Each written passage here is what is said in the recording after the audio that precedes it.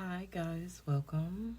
This is Let's Talk. I'm your host, Toni-Williams, and today we are going to be talking about different subjects today, from immunity myth to tesla-autopilot investigation, as well as a car accident in New Jersey, and we'll end with the BS of the day. So thank you for taking the time to tune in. I am glad you're here. So let's jump right into this. Immunity myth.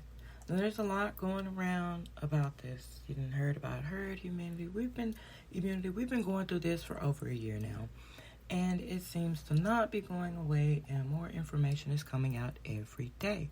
Because yes, and in fact, they still are learning about this issue. Not to mention more cases and variants are coming. But this is immunity health. This has been a topic that the U.S. Surgeon General kind of touched bases on TV. So the U.S. Surgeon General, Vivek Murthy, cleared up some of the myths, or should I say misconceptions, on the subject of immunity. Now, let me stop right there for a second. Let me be forthcoming and admit that at first, yes, I was not down for that vaccine. I just was not going to do it. I didn't care. The bottom of the sky could fall out, but I felt I just was not doing it. And it was partly due to some misinformation as well as straight up fear of the unknown. And that's a human response. But at some point, we do have to grow past this, because just as in the olden days, we've learned and grown to understand more about vaccines and everything. But everybody's choice is everybody's choice. No judgment here. Now back to the U.S. Surgeon General. Now, he went ahead to clear up some things, especially when it comes to natural immunity. A lot of people believe that just natural immunity and everything's going to be fine. Well, apparently natural immunity isn't enough, and that the vaccine is a stronger added protection. Now, trust is the biggest part of vaccine hesitancy. I just admitted mine. There we go. Without trust, the messenger, along with science or even facts, will fall on deaf ears. But to be honest about it, it is up to we the people to speak and act on it for this to work. Now, I stated before about misinformation. It is running rampant and people are believing it, putting many lives at risk. So, the U.S. Surgeon General warns against false equivalencies. What the hell is that? Right? It's basically news organizations need to try and make sure that they're providing context. Don't just report on a side effect, but that also that side effect may be incredibly rare. Along with putting up a credible source against a non-credible source is an example of false equivalencies. Because let's be honest about it, we're people, we're human, we make mistakes, and we tend to believe what we hear and see as far as on the internet. So if you put up a credible source against a non-credible, oftentimes people are going to run with the non-credible as the truth versus the credible source, because there's so much mistrust going on, especially within the U.S., that a lot of the people don't trust the government. I can understand the argument, but at the same token, you still want to live and save lives. So at some point, we have to come to terms with reality. And this is not going anywhere. And that's why the U.S. Surgeon General, Vivek Murthy, he felt it was necessary to stand up and speak up and clear up some of the issues with the immunity myth. Now, follow the public health fundamentals and help end this pandemic. No matter where you live, get vaccinated ASAP. If you live in an area with low vaccination rates, wear a face mask. Don't travel. Continue to social distance. Avoid large crowds. Don't go indoors with people you're not sheltering with. Now, this especially is included in bars and other clubs and public places like that you can't really social distance. Continue to practice good hand hygiene and to protect your life and the lives of others. Get the vaccine. It's better to get the vaccine and you protect the generations that come after you. Look at this as a part of your legacy. Sure, things happen. Things go wrong. Because we don't know exactly who's, allergic to what until you take the thing and you find out that you are. It's like any medication. There are side effects. It does person A different from person B, different from person C. But at the end of the day, you've protected your grandchildren, your nieces, your nephews, your adopted children, your spouse, your partner, your coworkers. Like the people you really care about. Me, I did it for my grandson and granddaughters. I couldn't bear the thought of making them sick and it being my fault. I can't hang with that. So give it a try. Those before us experienced and went through things to make our lives better. We can take this risk and do this for those that come after us. Now, moving along to tesla-autopilot investigation. Now, you all, I'm a stickler for stuff like this. I'm not comfortable with the autopilot. It's just, I don't know, I'm just not comfortable with the idea. Because I know there's human trial and error that has to take place before they can successfully accomplish a self-driving system without any hiccups and bumps and bruises and deaths. So I'm not on board with this. So I'm not a Tesla owner, and I probably never will be, because I just don't trust it, especially with all the hacking and everything else, data breaches and everything that goes into it. No, I just don't want to pay all that money for a vehicle just to have it run itself up a tree or a pole or into an ambulance or a police car. I just don't want the headache. How do you all feel about Tesla and its autopilot system? Or even the fact that there's an investigation. So, a new safety probe into its autopilot after several autopilot accidents involving emergency vehicles. See, that's my thing right there. Now, is this a quality issue or human error? Who takes the blame for this? The car maker or the driver? Good question, right? Now, 2 U.S. Senators, Blumenthal, if I butchered your name, sir, my apologies, and Markey, have asked the Federal Trade Commission to investigate Tesla and their alleged unfair practices and possible deceptive marketing for its self-driving and autopilot. So I can see why they would have an issue, these senators would have an issue with this, because are we truly at that point to where we can truly say without a shadow of a doubt that having self-driving or autopilot vehicles, is it really safe? Are we really there yet? Now, the National Highway Traffic Safety Administration has already announced an investigation.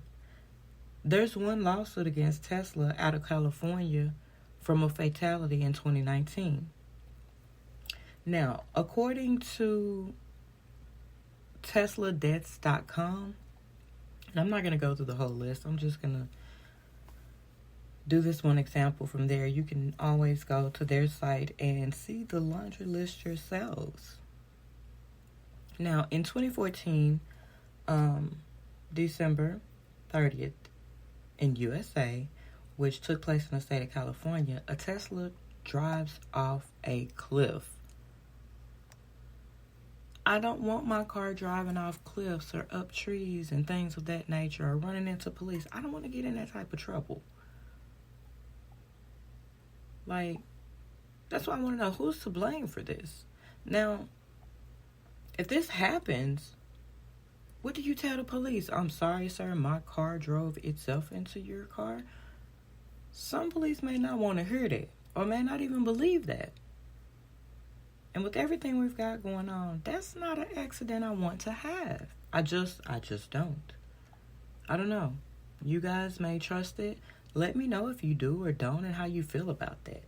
Now, Musk has defended Tesla's use, stating that if something goes wrong with autopilot, it's because someone is misusing it and using it directly contrary to how we've said it should be used. Now, he continues to stick to his previous claims about the Tesla's capabilities. So, I don't know. You all tell me what you think about this. I'm on the fence, big time. Well, let me say this. I'm way about 2 miles down in an empty field somewhere, looking down the road at this Tesla issue. Like, no,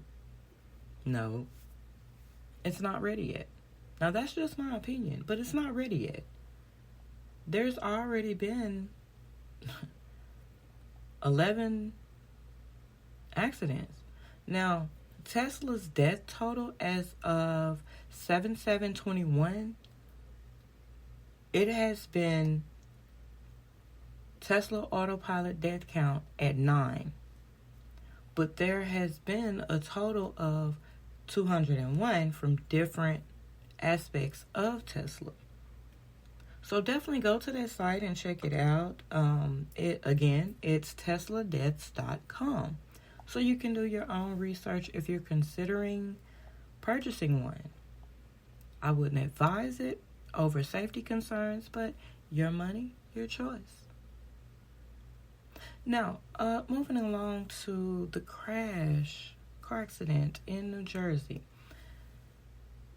Okay, so as much as I do like Wendy's, I'm glad I was not in New Jersey, and I'm glad I was not sitting outside when this accident took place.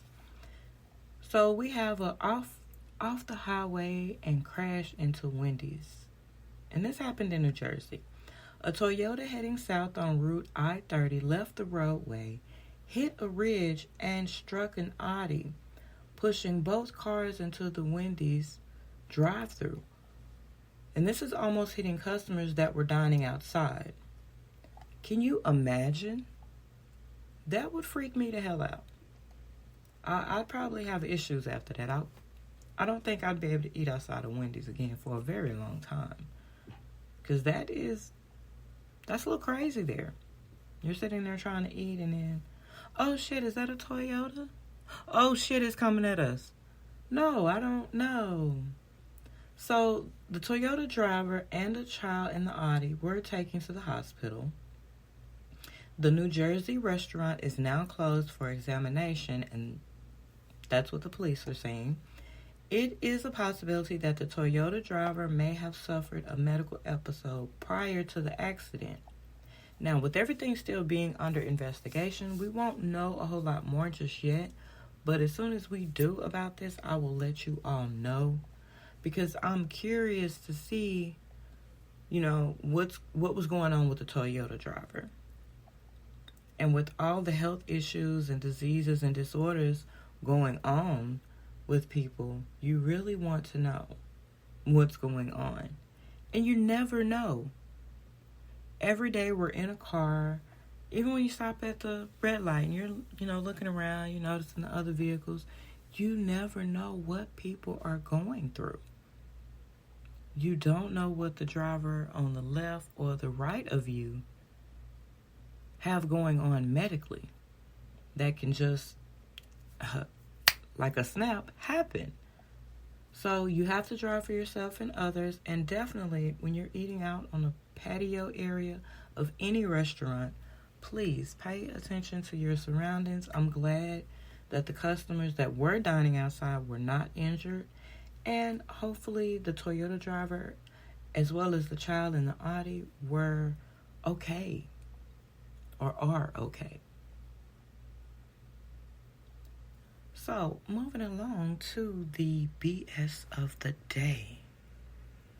Who the hell? What the hell? That's some bullshit. You big dummy. Bullshit of the day. Okay, so for BS of the day, man gave child a face tattoo at a South Carolina McDonald's. Let me give you a second. Yes, I did say that. Man gave child a face tattoo at a South Carolina McDonald's. That is some ghetto shit if I've ever seen it. I'm just going to be honest about it. Now, Brandon Pressure, 28, of Lawrence, South Carolina, is charged with illegal tattooing an underage child after police learned that a minor received a tattoo. Y'all gotta excuse me, because this one takes the cake. This is really some BS. You do not give a minor a tattoo. It's not clean, it's not safe, it's not sanitary. You're at a McDonald's.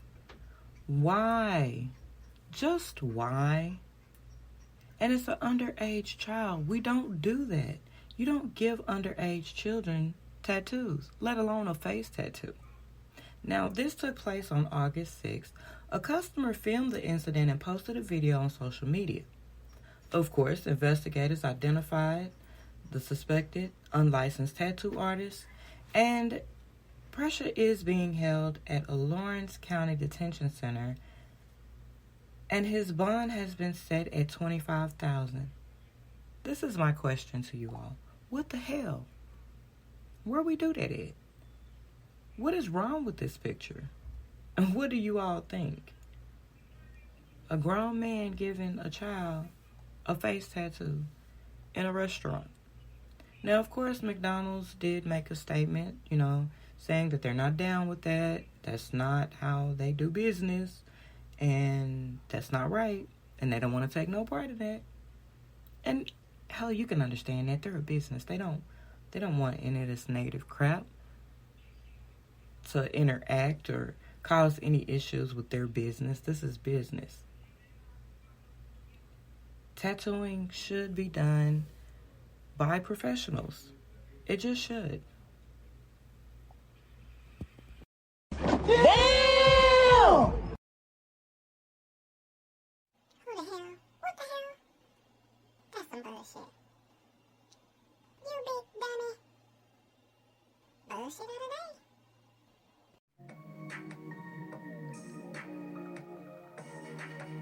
You have been listening to On One Radio, the talk show podcast station, bringing you Let's Talk.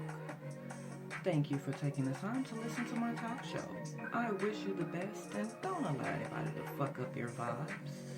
I've been your host, Toni-Williams. For more, On One Radio is found on YouTube. The name over there is Tony on One. You can find On One Radio on Facebook.